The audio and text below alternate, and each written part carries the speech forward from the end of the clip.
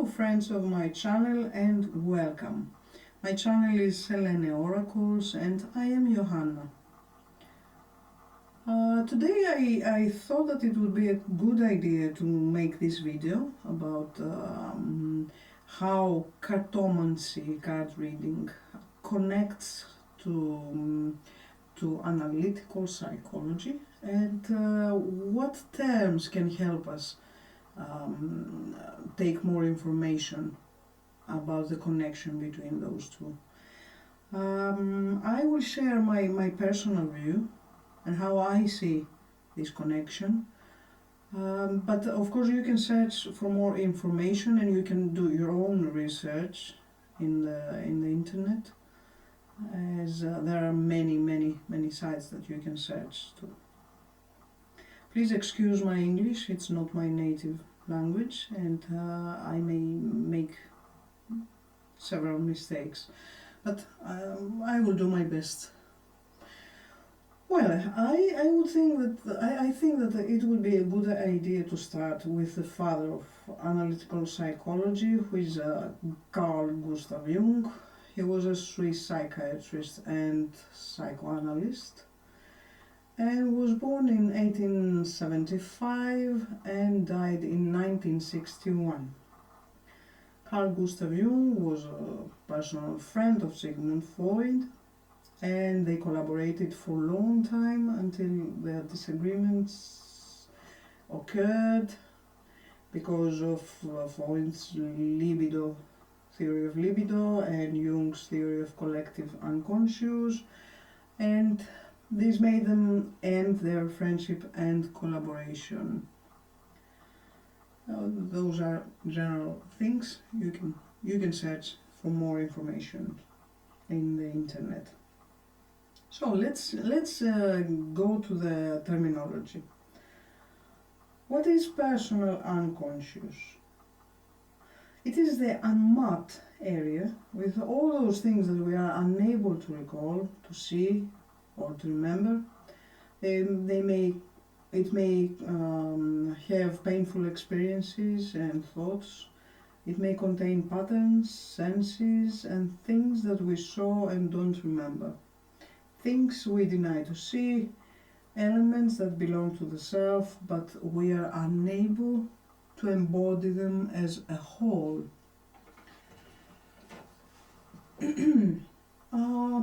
Let's continue with collective unconscious. In collective unconscious, we can see that we can find universal elements that are shared between humans. They are common for all cultures, religions, and societies.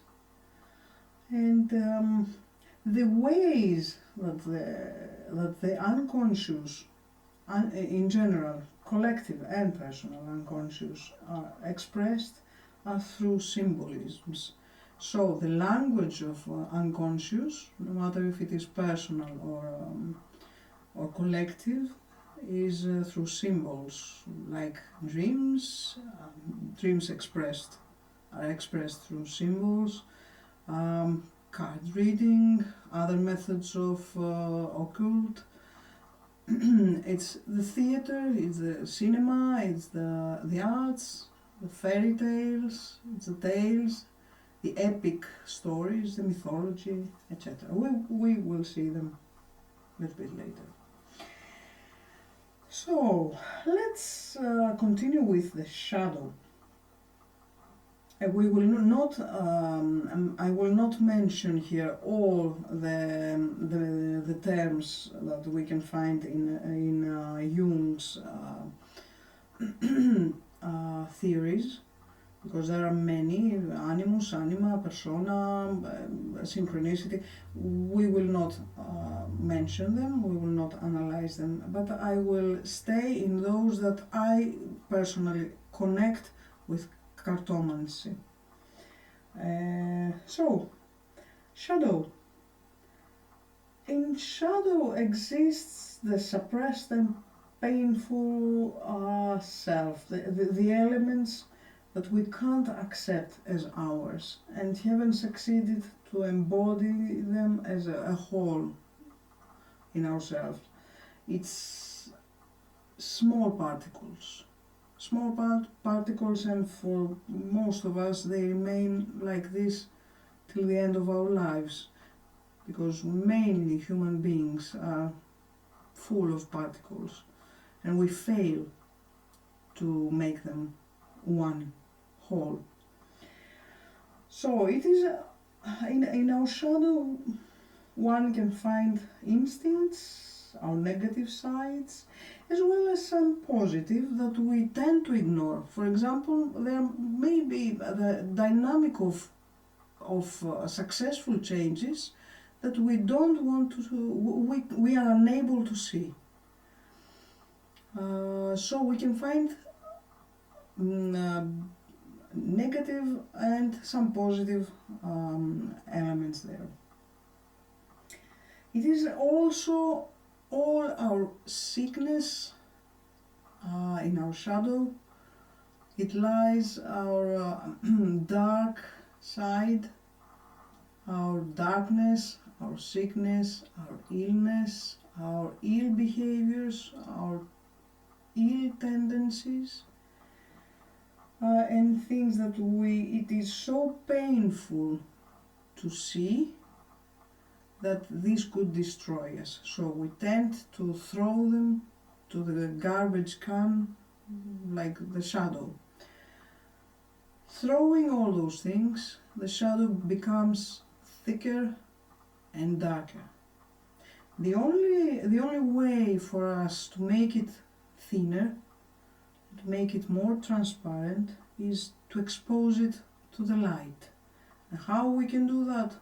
Through projections, through projective methods, like it is cartomancy, or like any projective method can be beneficial, because we are able to see what is happening inside us after we project our darkest parts in those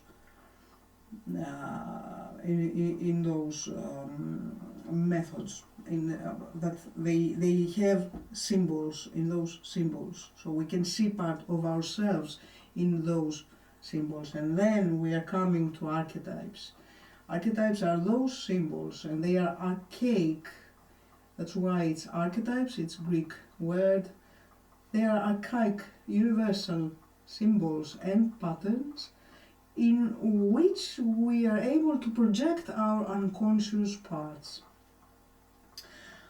So, as we said earlier, archetypes can be found everywhere, in dreams, in stories, in fairy tales, in epic myths, in religions, in oracles, tarot cards, zodiac signs, in the arts, movies, theater, occult, everywhere.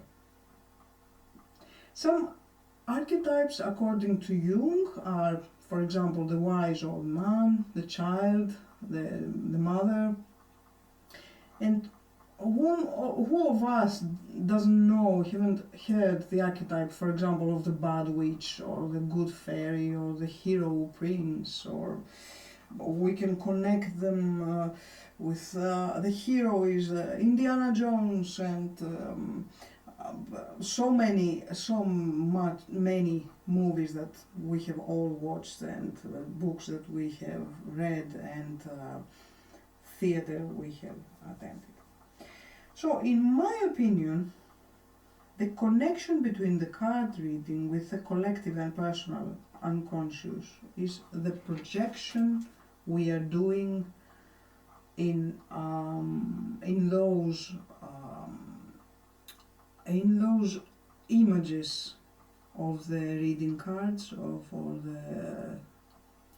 or in the movies, but let's focus better in the reading cards, in the tarot cards, for example, or oracle cards. So when I see the cards, I am able to project my inner unknown things of my unconscious, things that I don't remember, and I'm not able to remember them in any other way usually. So these are the one of the common ways that I can see parts of myself. After I'm seeing those parts and being aware of their existence, with an open heart and open mind and open ears and open eyes and all my senses open, I may decide, I may be able to accept them as mine. I may decide also to change something, or I may decide not to change, but at least I will be aware, and it is my right to decide if I want to change something in my behavior patterns, because what I see in the cards are patterns, those patterns that come since my childhood, even when I was a baby, patterns that they are going and coming and going all the time till the end of my life. So these patterns are my vicious cycles. I am to decide if I want to change them, if I want to let them be as they are, but at least I have the chance to see them, to see what are the patterns that are functional in my life and in my relationships, what are not, and decide what I will do with them.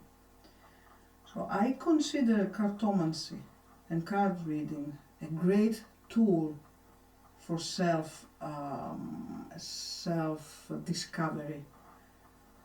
I consider them a great tool for well-being, and seriously a great tool for mental health. But this is just my opinion. You are free to do your own research and find your own connections. So this was the video, and thank you very, very much for watching. See you next time.